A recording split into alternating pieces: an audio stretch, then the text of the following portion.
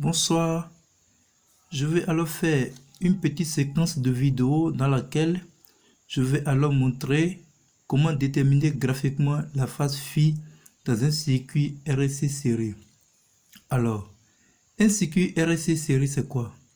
C'est un circuit électrique qui est constitué alors d'un conducteur ohmique de résistance R, d'un condensateur de capacité C, d'une bobine d'inductance L et d'un générateur de basse ou haute fréquence délivrant un courant alternatif.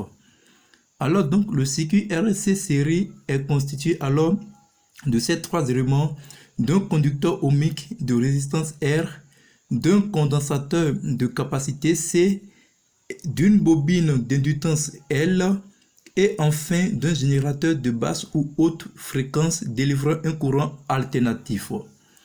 Alors, on fera donc une étude expérimentale de ce dipôle RLC série.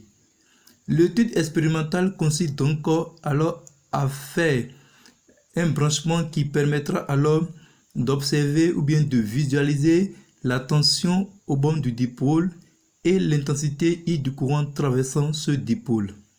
Donc, l'étude expérimentale du circuit RLC série à partir d'un oscilloscope permet de visualiser sur différentes voies les grandeurs instantanées UDT et UDT.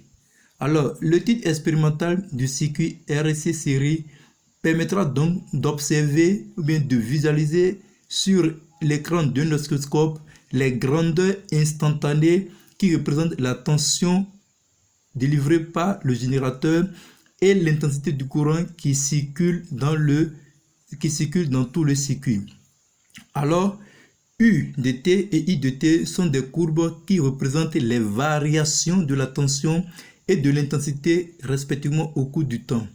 Alors donc U de T, ce sont des grandeurs instantanées, des grandeurs qui varient, qui changent de signe au cours du temps. Donc U de T et I de T sont alors des grandeurs instantanées qui varient au cours du temps, bien qui changent de signe au cours du temps. Alors, ces deux grandeurs ont leur expression respective. Alors, on définit donc un courant alternatif. Un courant alternatif est donc un courant sinusoïdal qui change de signe deux fois sur une période et dont l'intensité est une fonction sinusoïdale du temps et d'expression I égale à Im cosinus oméga t plus phi. La tension alternative, quant à elle, est une fonction sinusoïdale du temps de la forme U égale à Um cosinus oméga t plus phi. Alors, donc ces deux grandeurs sont des grandeurs alors instantanées, mais qui sont décalées dans le temps. Donc voilà, ici nous avons alors un dispositif expérimental montrant les variations de U de T et de I de T. Ici nous avons alors le circuit, le montage expérimental. Ici nous avons le montage expérimental qui permet alors de visualiser la tension U de T et l'intensité U de T. Alors donc le circuit est constitué de quoi? Nous avons un générateur délivrant un courant alternatif. Ici nous avons un ampèremètre, ici un voltmètre, ici nous avons alors un conducteur ohmique, ici une bobine d'inductance L et ici notre condensateur de capacité C. Alors ici nous avons la masse, ici nous avons la voie Y2, ici nous avons la voie Y1. Donc retenez bien que entre la masse et une voie, on observe une grandeur sinusoïdale. Donc entre la voie Y2 et la masse, nous allons alors observer une grandeur sinusoïdale, et entre la masse et la voie Y1, nous allons encore observer une grandeur sinusoïdale. Alors, remarquons bien, entre la masse et la voie Y2, nous avons alors le conducteur ohmique. Donc entre la masse et la voie Y2, nous allons ainsi observer la tension U au borne du conducteur ohmique. Mais puisque la tension U au borne du conducteur ohmique est proportionnelle à l'intensité du courant qui le traverse, on dira donc que ici, au niveau du conducteur ohmique, nous allons alors observer l'intensité du courant au cours du temps qui circule alors dans le circuit électrique. Donc au niveau du conducteur ohmique, on observe donc l'intensité du courant, l'intensité instantanée des I de T, ou bien les variations. On observe donc les variations de l'intensité au cours du temps au niveau du conducteur ohmique. Maintenant, entre la masse et la voie Y1, nous allons alors observer les variations de la tension délivrée par le générateur. Donc, entre la masse et la voie Y1, nous observons donc les variations de la tension U au cours du temps. Et voici donc ces deux grandeurs qui sont alors représentées sur le diagramme que voici. Alors, quand vous voyez, on a cette courbe-là. Cette courbe est observée sur la voie Y1 et c'est la tension U délivrée par le générateur. Et cette courbe, celle-ci, elle est observée sur la voie Y2 et c'est elle qui représente alors l'intensité du courant dans le circuit. Donc voilà ainsi donc les deux sinusoïdes qui représentent alors les variations de la tension au cours du temps et les variations de l'intensité au cours du temps. Donc la courbe qui est observée sur la voie Y1, c'est elle qui représente les variations de la tension au cours du temps, c'est-à-dire la tension délivrée par le générateur. Et la courbe observée sur la voie Y2, c'est elle qui représente alors les variations de l'intensité au cours du temps,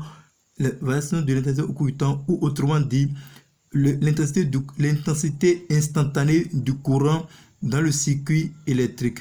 Alors, donc quand nous regardons ces deux courbes, nous voyons qu'il y a un écart entre ces deux courbes. Donc on dit que ces deux courbes sont alors en déphasage. Parce que ces deux courbes n'ont pas commencé au même endroit. Vous voyez, celle-ci a commencé à ce niveau et celle-là a commencé alors à partir de ce niveau. Donc on dirait donc que ces deux courbes sont en déphasage. Donc une courbe est en avance sur l'autre. Une courbe ici est en avance sur l'autre. Alors, la courbe Y1 est en avance sur la courbe Y2. Pourquoi? Parce que regardez bien, la courbe Y2 commence à partir d'ici et la courbe Y1, elle commence à partir d'ici et la courbe Y2, elle commence à partir d'ici. Donc regardons bien, la courbe Y1, elle monte, elle atteint d'abord son maximum avant la courbe Y2. Regardez bien, la courbe Y1, la voilà. Elle monte, elle atteint son maximum avant la courbe Y2. Regardez la courbe Y2, voilà. Vous voyez que celle-ci, la courbe Y1, elle atteint son maximum avant la courbe Y2. On dit donc que la courbe Y1 est en avance sur la courbe Y2. Ou bien regardez encore donc, la courbe Y1 coupe l'axe des temps. Vous voyez, la courbe Y1, elle monte et elle descend et elle coupe l'axe des temps avant la courbe Y2. Donc on dira donc que la courbe Y1 est en avance sur la courbe Y2. Il y a deux façons de déterminer la grandeur qui est en avance sur l'autre. La première façon, regardez le début de chaque courbe. Vous voyez que la courbe Y1, elle débute à partir d'ici. La courbe Y2, elle débute à partir d'ici. Donc quand nous regardons le début de chaque courbe, on voit que quand celle-ci, elle commence, elle monte et elle atteint son maximum avant la courbe Y2. Vous voyez, celle-ci, elle monte et elle atteint son maximum avant que la courbe Y2 ne monte et atteint son maximum. Donc, la courbe Y1 qui représente les variations de la tension au cours du temps atteint son maximum avant la courbe Y2 qui représente les variations de l'intensité au cours du temps. On dit donc que la courbe Y1 est en avance sur la courbe Y2. Ou encore, vous voyez, la courbe Y1, elle monte et elle coupe l'axe des temps. Voici l'axe des temps. Donc, la courbe Y1, elle monte et puis elle descend et elle coupe l'axe des temps avant la courbe Y2 qui vient couper l'axe des temps ici. Vous voyez, la courbe Y1, elle coupe l'axe des temps ici. Et la courbe Y2, elle vient couper alors l'axe des temps ici. Donc, la courbe Y1 s'annule. On dira donc que la courbe Y1 s'annule avant la courbe Y2. On dira donc que la courbe Y1 est toujours en avant sur la courbe Y2. Alors, puisqu'il y a un décalage entre les deux courbes, on dit que les deux courbes sont en déphasage. Les deux courbes sont en déphasage. Alors, c'est ce déphasage-là qu'on appelle alors phi. Donc, on va alors chercher le déphasage qui existe entre les deux courbes. Nous allons alors ainsi déterminer le déphasage qui existe alors entre les deux courbes. Et comment alors déterminer ce déphasage? Alors, il y a une formule qui permet ainsi de déterminer le déphasage entre les deux courbes. Cette formule dit quoi? Que le déphasage entre les deux courbes est noté phi. Le déphasage entre les deux courbes étant noté phi. Donc, phi